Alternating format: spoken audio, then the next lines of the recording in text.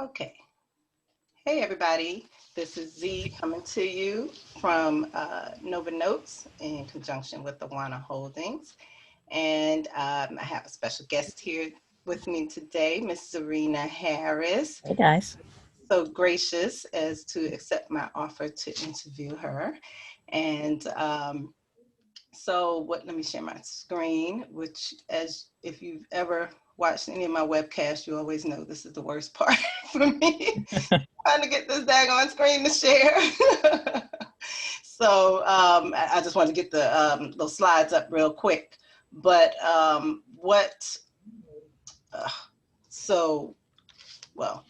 right. So what I typically do is, of course, do just a little disclaimer. Of course, this is I'm not offering any kind of financial advice, any tax advice, or soliciting any type of funds or anything like that. If you want to do that, please consult. Neither am I. Please consult with one of those types of professionals. Yep. Don't come to me either. Okay. So, and also, so just a little bit about myself. Again, my name is Anenzia Wana. Everybody affectionately calls me Z. And as you can see, I have a little meetup group, and I like to invite other note investors to come and just talk about their experiences, maybe impart some wisdom to us all listening. Some of you may be new. Would be included in that. And so I currently, by day, I am a federal contracting officer. You know, I retired from the Navy after 20 years, almost 20 years ago, I retired. Oh, wow. Crazy, right? So, no, I'm saying the Navy. It's pretty cool. Yeah, I'm an old salt. So, and you know, I finished my education. I have a master's in education and a master's in public administration. And I have been in real estate informally, meaning as I went from duty station to duty station in the military, we would pick up a house and rent it out. And, you know, you go to another duty station, you pick up another house and you rent it out. So I was kind of informally a real estate investor, if you will. But I formally started Wana Holdings in 2018. And I started the business originally to go into fix and flips and renovation. I know, right?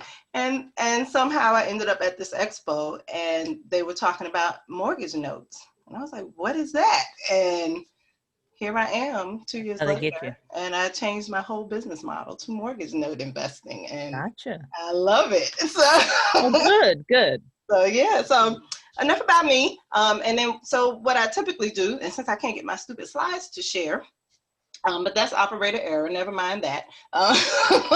What I typically do is go over for people who don't know what a mortgage note is talk about a little bit about what a mortgage note is. So if you are in traditional real estate investing where you are a buy and hold investor, maybe you have some rentals or something like that, that is not mortgage note investing. Mortgage note investing is owning the lien on your mortgage note. So just as you would typically pay your mortgage to a traditional bank, so if you went into a bank and you got a mortgage loan on your home, you own the property and you have your home is the collateral for that loan that you've taken from the bank. So in the event that you stop paying your mortgage, the bank is going to take your home from you. Now, with a mortgage note investor, what we do is we buy that loan that you have from the bank. And we are kind of a bank, but we're a non-traditional bank. So, but we have the same power as your bank would have if you stop paying on your mortgage and to take your home. Now, that's not the goal of most mortgage note investors. We want the money, we want the payments. So, or we want to try and help you stay in your home, you know, if you're one of those borrowers that are having trouble staying in your home. So that's just the gist of it, the very, very dirty basic overview. Yeah. There's so much more to it as I'm still learning. Yeah. There's so much more to what it isn't. So I got in an argument one time with someone because they did hard money lending and they said that they were a note investor. And I said, no, you're not. That's not. They were like, well, it's a note. And I was like, it's not the same thing. That's not the same anything at all, not even close. So, and so as Miss Czarina Harris has just chimed in here, let me go ahead and introduce her, because that would be what I would do next in my slides, would have her contact information up there. and I'm going to get it up there at some point, maybe at the end, once we go through. So Miss Czarina Harris from Note Inc., I appreciate you joining us. And, Thank you. Thank you for having me. Chime in a little bit. Where are you from? Tell us a little bit about yourself. Well, you've never heard of me, some of you, because I don't do these kinds of things. I've been around the you told me that for a long time. I'm doing my disclaimers now. I don't do these things. And it's because I know I was getting a little bit nervous there. No. I was like, oh Lord, did she just ghost me? No, like I've had technical difficulties. But I don't do these things mainly because I'm really particular about who I align myself with.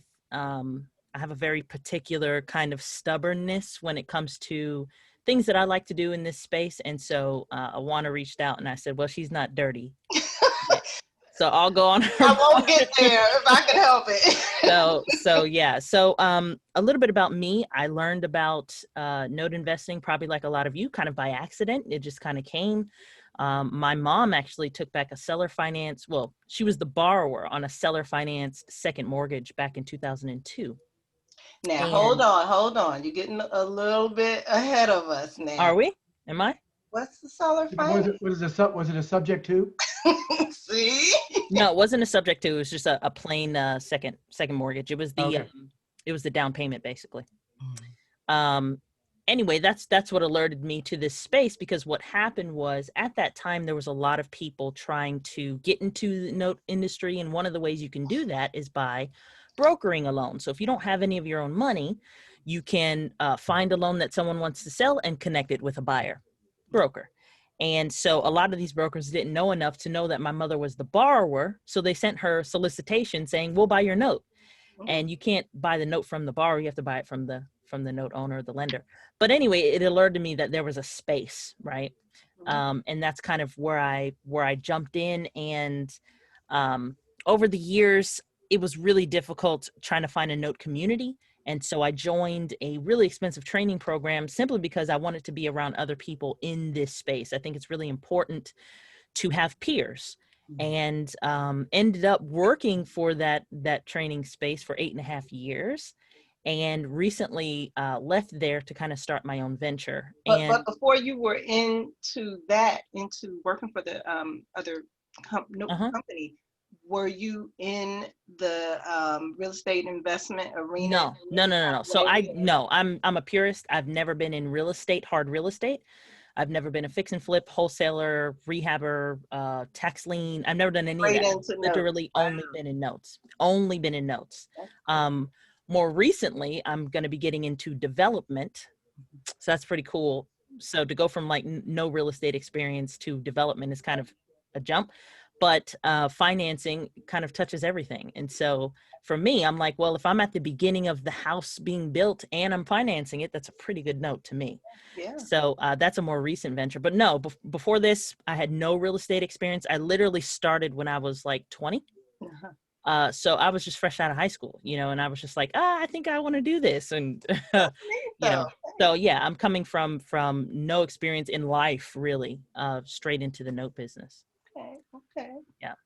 So basically what I decided to do a few years ago was I started a podcast, just kind of sharing my knowledge, because I have a kind of a unique perspective, I think, because I've been around the industry I'm younger than a lot of people, but I've been around for a lot longer than many people. And so I have sort of a millennial veteran kind of note investor perspective, which is really unique. And I started a podcast called Note Inc. Really was just trying to put some information out there to let people know that, hey, I'm here, and whatever. And it kind of blew up because it's really unique. It's a fictional spy themed note investing podcast, if you can imagine. Yeah. And we have characters on there, but it's more of entertainment and education kind of combining themselves. And so it's a really fun way to kind of learn a good overview about note investing. And I tend to over teach. And so a lot of people have contacted me and saying like, I really learned a lot from your podcast. I'm like, it's a podcast. Just on our initial meet and greet call, she whips out the spreadsheets and starts telling me. I'm like, okay. It was cool though. I did learn a lot from that call. Good. Yeah. So anyway, so she asked me to be on. I was like, whatever you want me to say, I'll say, you know, so this can go in any direction that you want. But for the most part, I like to look at note investing from like where the market is right now. So one of the things that more recently kind of got me some recognition, I wouldn't say it got me in trouble. What it got me some recognition was that I went completely against the grain with a lot of the talk out there about non-performing loans because of COVID. Right. And I said, well, the numbers just aren't there. And so I wasn't being contrarian for the sake of it. I really follow the numbers. Mm-hmm. And the numbers just say that this is not going to be another 2008. So don't preface like your whole business on that.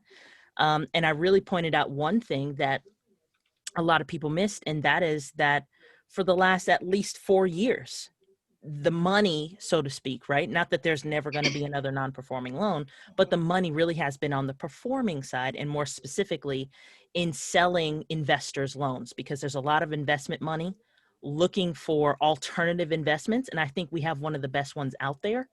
Who doesn't know real estate? But this is a way to be in real estate without the added baggage of being a landlord and owning properties and paying taxes and tenants and things like that. So we really have a good product for people if you're willing to go out there and teach someone like, what's it like to own a note and why would I want to do that? Right. There's a lot of money in this space. And so for the past 4 years, I've been kind of monitoring that and seeing like, you know what, this really is where the money is in terms of note investing. So I'm trying to champion that with a lot of people and get them to kind of think a little bit differently from maybe what they learned about how you invest in notes. Because a lot of people come in on the non-performing side and think performing is like, well, that's something I'll do in the future when I have enough money. And it's right. Like performing can be a really serious business driver and revenue for you if you're selling to investors.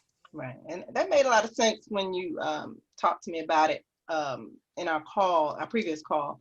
And also you said something about how a lot of people think that the note space is going to be like it was in the 2008 crash and yeah. Obviously, well, I guess not obviously, but of course it wouldn't be that way because of even just the amount of regulations that they put in place since that time. So. Yeah, it's a number of things. So you have, first of all, you don't have the numbers. So when you're talking about the 2008 crash, the height of that on the default side, right? If we're talking about the notes, the height was 2010.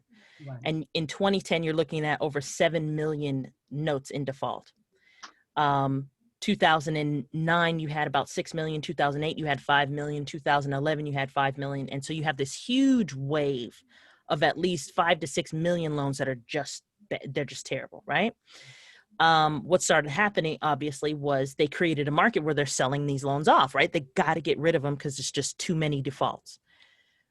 What you also have is by 2014, you have the creation of CFPB, right? Which is enforcing the Dodd-Frank Act, right?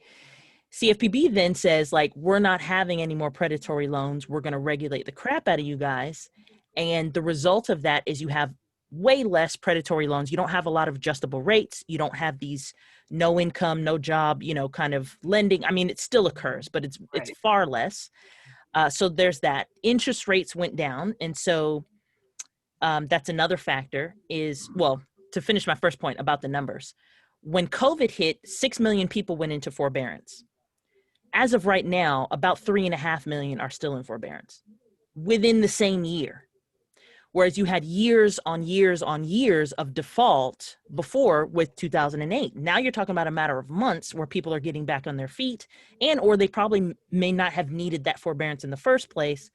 So you're looking at maybe a lot of landlords who are just trying to secure some properties because maybe they're not getting the rent, right? So you have over 2 million people fall out of forbearance within 6 months of filing for one. So that's first. Like you don't have the numbers. The numbers just aren't there. The second thing is that you don't have the interest rates. So before, and a very common strategy and a very good strategy for a note investor to do is if you buy a non-performing loan and that person had an 8% rate, what's one of the things that you can do for them? Obviously lower their rate, right? Like this rate was too high, you couldn't pay. So me as an investor, I've bought your loan. I'm trying to get you to pay. I'm gonna lower your interest rate. Therefore lowering the payment, boom, we have a performing or a reperforming loan. Well, what do you do with someone who defaulted on a 3.5% loan? Right? You can't, you as an investor have no wiggle room in terms of like, what are you going to drop it to 1%? Right. They're already really, really low. Even if it was a 4% loan or a 5% loan, there's not a lot of room for you as an investor to lower that to make a payment more affordable to them. So one of the tools that you used before as a non-performing note investor, you can't use on these newer loans, right? That have defaulted. And the third thing really is because of the regulation, like you brought up, we have so much regulation now, and there are literally people in the streets, right? That regulation. They're not gonna, they're just, I just don't see it politically speaking, where they're gonna allow the homeowners to like hold the bag, right? And just like forget about them like they did in 2008. That's really what they did. They were like, we're not gonna help you. We're gonna help the banks figure it out. And a lot of people lost their homes. I don't see them being able to get away with that again for the second time, bailing out banks and leaving the homeowners to have the bag. And so a lot of the political environment is just not going to allow for homeowners to lose on that scale again. And because they're not going to lose on that scale, you're not going to see as many notes coming down to you or me that have been sold off, right? They're really going to try to. But also us as note investors, I think, well, I know we have a lot more flexibility with homeowners, whereas you don't necessarily have to take into account so much what their credit scores are. You know, you're basing it, I guess, more on their ability to repay. You know, so you can be flexible about whatever terms that you give them. Yeah. Like a traditional bank, you know, that's what they're looking for. You know, what Right. is your credit score? You know, and you know, all the things that. Truly. Yeah, and that's a good point. And I think what's happened is traditionally you get a forbearance, you got to pay all that money back at the end of the forbearance. Yes. Well, when the populace, right, when the mob kind of set in like, what? I'm not going to have all this money, you know, all at one time. Don't have it That now. you saw a trend happening with traditional banks that would normally never fold on anything, and they said, well, we'll work with you. And so when you have that kind of environment where now banks are a little bit more like on the front end, they're stringent now, right? You got to have a 720 credit score, 20% down, whatever. But for the existing inventory, because they also don't want to have a bunch of bad loans on their books, they're now more willing to help a borrower. At the same token, what people have missed is the opportunity for us, instead of saying, well, you know what, I got to get my hands on some of this non-performing stuff, which you'll see it. Right.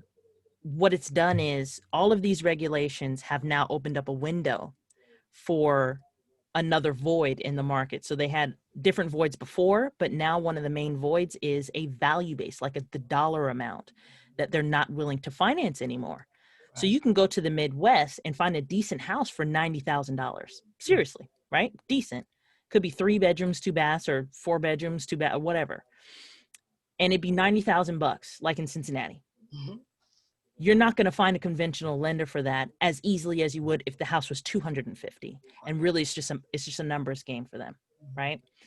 What that does is that opens up an opportunity for seller financing, which we're note investors. That's something that we should have a skill set to do. And that's kind of where I am. And more and more and more, if we kind of broaden our horizons a little bit and kind of see what's happening to the bigger world and how that will affect us, you see that everyone's talking about affordable housing. And we as note investors kind of like, we're not in the rent space, so, you know, like, forget it. But the moment that you kind of turn over and say, you know what, in most markets, it's cheaper to own, and that therefore is affordable, then you think, how can I get some of these assets, right? and owner finance them, because you don't have to hold the paper. You can sell the paper off. You do that every day anyway, right? So when you start to think about it like that, hence why I'm getting more into development, right? So I'm just like, I'm going to go over here and make some performing loans that I know I can liquidate or hold, because there's always 9 times more performing loans than there are non-performing. It's just a matter of the market, right? And there's a lot of people who struggle with inventory. Where do I find inventory? Well, if you start looking on the performing side, there's plenty, right? And there's lots of investors who want to own alternative assets. There's lots of investors who would probably be willing to finance the origination of a loan, so you can seller finance from that perspective too. So I'm just trying to widen people's horizons a little bit in this space. What can we do? Like, can we really move beyond the non-performing stuff and buying stuff for 60 cents or whatever on the dollar for a non-performing loan, and get into a space where not only is it lucrative, but we have way more consistent revenue? Because at the end of the day, a lot of people want to do this for their business, and we all know businesses need cash flow. Absolutely. So Czarina, do you, in your company, do you sell notes as well as purchase them? Yes and no. So I do some sales when I have loans to sell. More recently, though, I'm doing a lot more performing stuff. So we are shifting to private investors. If I'm selling something in the market at large, it's probably non-performing that I'm just getting rid of. But we do sell loans, and we specifically try to go after like private, alternative finance, regular, like stock market refugee. I just want to have some alternative investments type people, because there's a lot of them out there. So that's kind of what we do, is like, I want to focus on inventory I know I can get my hands on, and investors who I know who want it. Right. And I don't want to wait for my money. So I don't want to get a non-performing loan that's going to take me 18 months to see a return on. Right. I can get a performing loan today and sell it in 30 days and make XYZ money. Right. And that's important for my business. So are you like, well, I know you're not, but I'm saying a one-man band, like. No, I'm not. Partner. No. And you know what? That's really hard. Talk about that. Let's talk about this. It's really hard to not be a one-man band when you're becoming a note investor, because you just don't know enough people that you can partner with and like collaborate with. And I'm gonna give you some perspective. I hope this doesn't like deter anybody. I've been in this space for 13 plus years. I don't know. 15 years. Okay. So I've been in this space for 15 years. I just now have enough like networked people and people that I like and who are on the same page to form a really like super note business, right? Just now. Wow. And if you're like, well, dang, Czarina, like part of the reason why it took me so long is because I didn't know all the pieces that I needed. You can do a lot as just a solo note investor. You really can. And a lot of people, that's how they operate their businesses, right? There's just them or maybe a business partner. But when you want to actually make a business, you can't do everything yourself. And it's just not healthy to do, right? Part of the reason it took me so long is I didn't know who the heck I needed. Like, who do I need? If you just give me like a roadmap of who I need, maybe I can go out and find those people. So I'm gonna give you guys, if you guys are writing down and taking notes, I'll tell you like who you need to like no business. So there's five main functions. Okay. The first one is marketing. So you need somebody who handles the marketing to get the notes in the first place. All right. That's their whole responsibility. The second one is investor relations. That's your money person who's bringing the money in, because you don't want to always have to broker your loans off or run out of money. So you need someone who's dedicated to bringing more money, specifically private money, into your business. That's number 2. Number 3 is acquisitions, which kind of goes hand in hand with marketing a little bit. And all they do is close deals, right? So for instance, for me, I go to like the seller finance space because nobody's over there and it's like easy pickings. But when someone's trying to sell their loan and they don't know anything about the space, you got to talk to them and sell them and all this stuff. So that's my acquisitions department. That's what they do. The fourth one is management. Who's going to manage these loans, especially if they go bad, right? If a loan goes bad, you got to manage it. You got to take it all the way out to foreclosure if need be or whatever. That's number 4. And then the 5th person is closing. Who handles the wire transfers? Who handles the title work? Who handles the recordings? Who handles the paperwork? Who handles the contracts? Who handles, this pool and that pool? Who handles the price? All that stuff. That's closing. Now you can easily see how some of these you can handle yourself. And many of you who are doing it, you literally do everything yourself. Well, to start, yeah. Yeah, to start, you're doing everything. But really, that's what it is. It's marketing, investor relations, acquisition, management, and closing. And essentially, if you can find a person who really likes whatever that is, like I really love the closing process. Some people buy notes just so they can close them, right? They like talking to title offices. They like, sending reports down and getting BPOs. And like, that's not me, but there's some people who really get a fix out of that. Like, oh, I found this new title company. Good for you, right? Not Great.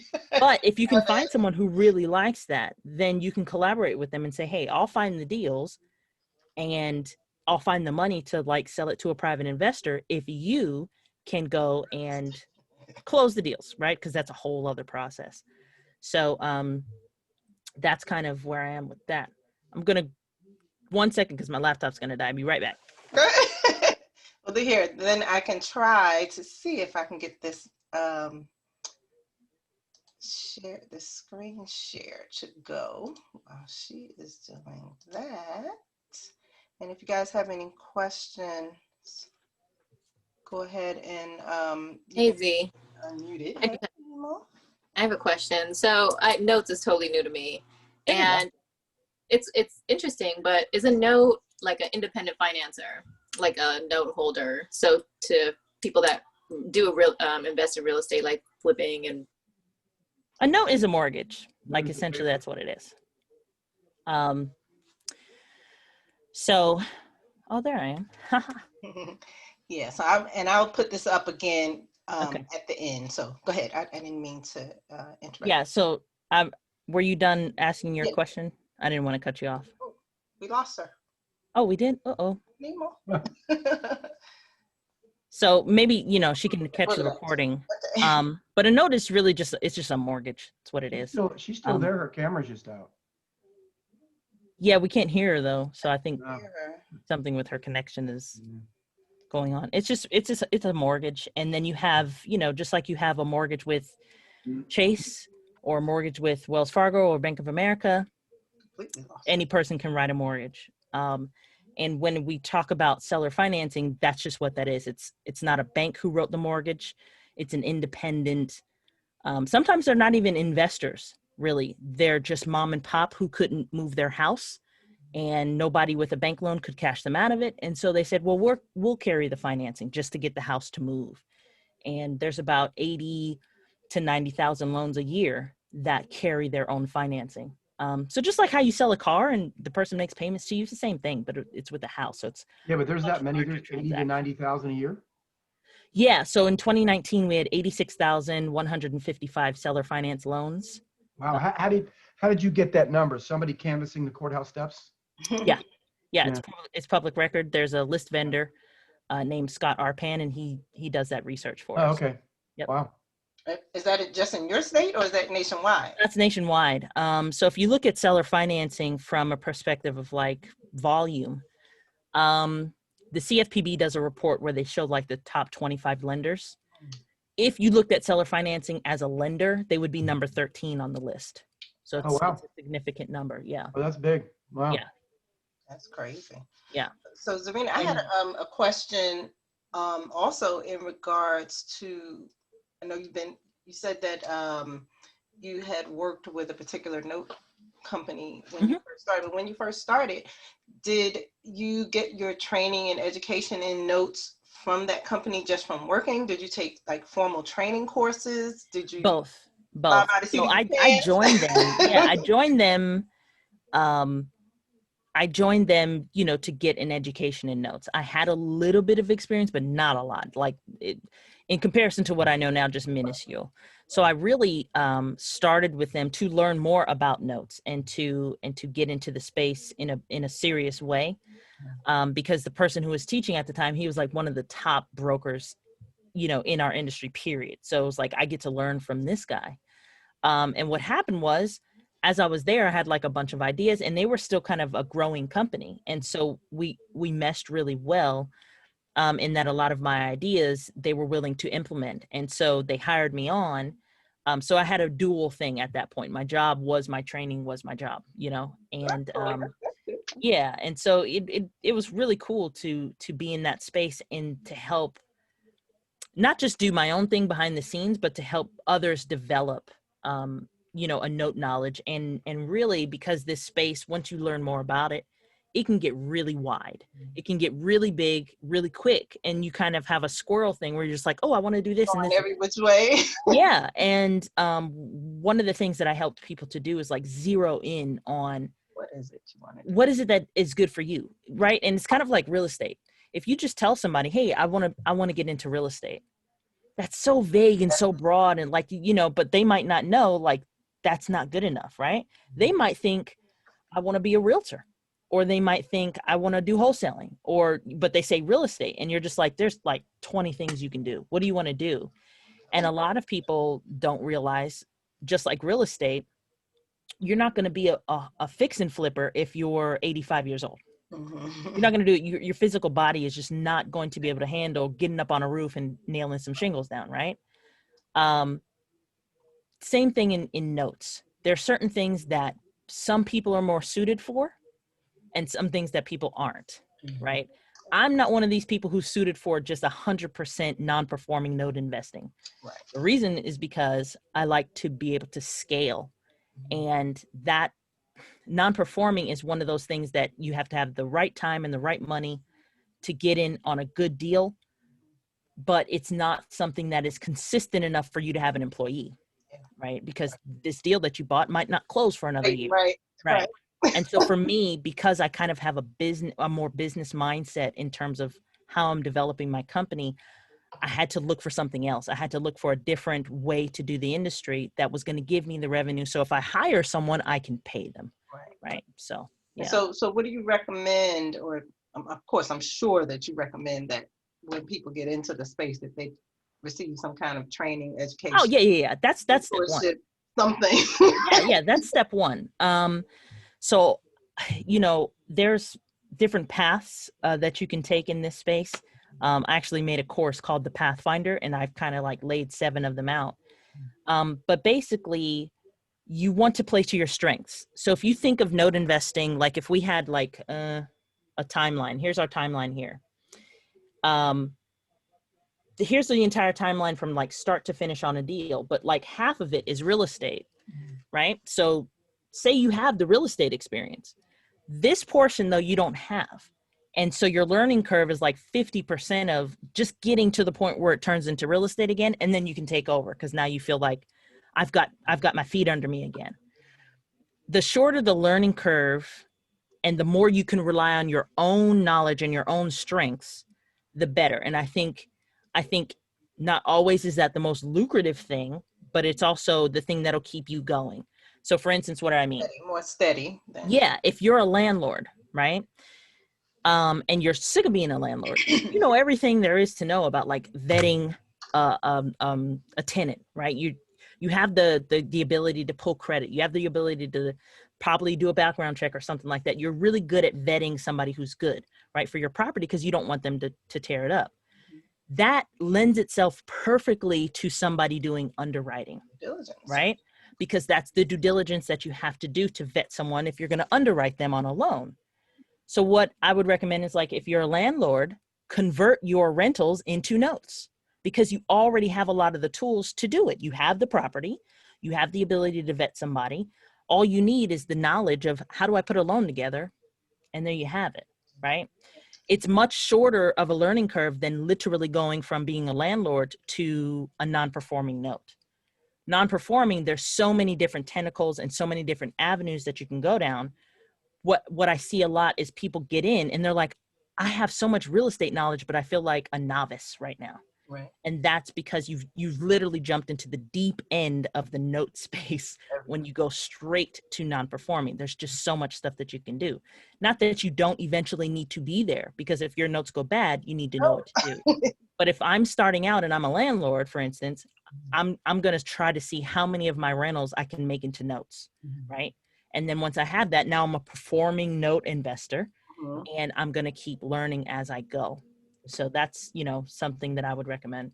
Yeah, that was cool. Yeah. I think one of the things with me the reason why I jumped into non-performing is because, like I said in the beginning, I am a contracting officer. And one of the things that we deal with in contracting is a lot of federal regulations, clauses, rules, this, that, and the other. So Yeah. when I went through the training, I was like, oh, okay. Yep. I got this. It's I 100%, understood it perfectly. Right. Because it was everything that I was doing in contracts, except it wasn't dealing with real estate. So, and I also did, training for second position notes and performing, all that stuff. So, because I just wanted to know, all of my options and things. Yeah, and that's a good example. I know a friend of mine, she got into non-performing because her and her husband had already done like repossessions in the past. So they understood when a note defaults, you got to go, and stuff like this. So she kind of understood that. She did a lot of title work already. She did wholesaling and rentals. And so she had a deep knowledge of a lot of things. So non-performing was a good fit for her. And what she didn't have that she later regretted was she put all of her knowledge and efforts into non-performing and then realized, man, we should have noted our way out of some of these and just instead of just like, selling them when they converted to REO. Because now she understands more about performing. She's like, crap, I left a lot of money on the table. Yeah. So it's just, again, it's just one of these things, wherever you feel, to me, wherever you feel comfortable, go and learn that. But understand that certain avenues to invest in notes will result in certain things. If you're the person who wants to have a full-time business and do this full-time, it's a lot harder, not impossible, but a lot harder to do if you come in from the non-performing space without a lot of money. Right. If you want to kind of build your way up to something and like have consistent revenue, selling loans and brokering performing loans is the avenue to do that with. And so that's what I've chosen. But that was a good segue. A lot of money. Yeah. Yeah, but are you brokering most of your notes, or are you keeping them? So we actually do three things. We broker our loans, we keep them, and we hypothecate them. Oh, and we originate them. So we do a little bit of both. Right now we're doing. Wait a minute. So you are originating loans? Now, yeah. Oh, okay. Well, Yeah. But are you originating them from a hard money standpoint? No, we have private investors. Huh? We have private investors at like low rates, and so we borrow from the investors and then do a seller finance. Okay. Yep. Yeah, but is it like a fund? Do you have a fund out there, or are you just doing? No. Oh, so it's like promissory notes, and they're assigned to that note. They're assigned to. Yep, they're assigned by our company. Yep. All right. That was going to be my segue into. Yeah. I'm all for like funds and everything, but I know my skill set. I'm just not ready to do a fund right now. It's just so much paper. Like I'm not going to do that. So I avoid funds at all possible. And I'm still able to do the business the way that I want to. Will it get there eventually? Maybe, because we're going to be talking to some institutional investors. So you kind of have to go that route. But for right now, private investors, one-off deals, that's how we're handling it. So, and you're not doing any kind of JVs or anything like that? No, not right now. Are you servicing your stuff too? No, I have a servicer. FCI? No. Okay. We won't call any names. Yeah. No, I don't do any self-servicing. That's just, again, for me, it's all about scalability and leveraging somebody else. It's kind of what I'm doing. I see. Yeah. Okay. Well, Czarina, thank you so much. I really appreciate it. So what I'm going to do is I'm going to reshare the screen with your slide on there. Here we go. All right. And so this is how everybody can get in touch with Czarina. Very cool. Can everybody see that? Yeah. So the podcast is available on iTunes, Google Play, Spotify. It's just called Note Inc. And so you can either type that or you can type my name. And my website is noteinc.com if you want to learn more about what we're doing over here. All right. And this is being recorded, so you guys can. Yeah, there you go. And just so you know, like I separate like Note Inc., which is where I teach the note business and stuff like that. I separate that from like my note business. Right. So I don't teach people to do anything I'm not actually doing in my own right. Okay. All right. Well, anybody have any more questions? None. I don't see any popping up. I want to Hi, thank. Nimal. She's back. I know, Nemo, she answered your question. You're probably going to have to go back and look at the recording. She answered your question, though. So, Charlie all had some right. good Hey, questions, too. thank you again, Czarina. I really appreciate you taking the time Thanks, guys. and giving us so much good information. Yeah, so go back and replay this and maybe Absolutely. consider some performing loans. Yeah. I am. And how often do you do your podcast? Once a week, once a month? How often? Oh, it's a seasonal podcast. So I'm outlining season 3, and then Okay. we'll drop that in the spring of 2021. Oh, I see. Okay. All right. But we've got 2 seasons on there, and they're pretty evergreen for the most part. There's some filler episodes, but for the most part, they're evergreen. You can take a look at that. Thank you. All You're right. welcome. All right. Thanks, everybody, for Dee, joining. thank you so much. Again, I appreciate it. Thanks, Thanks, Zeke. guys. Thank you. Bye. Bye. Yep.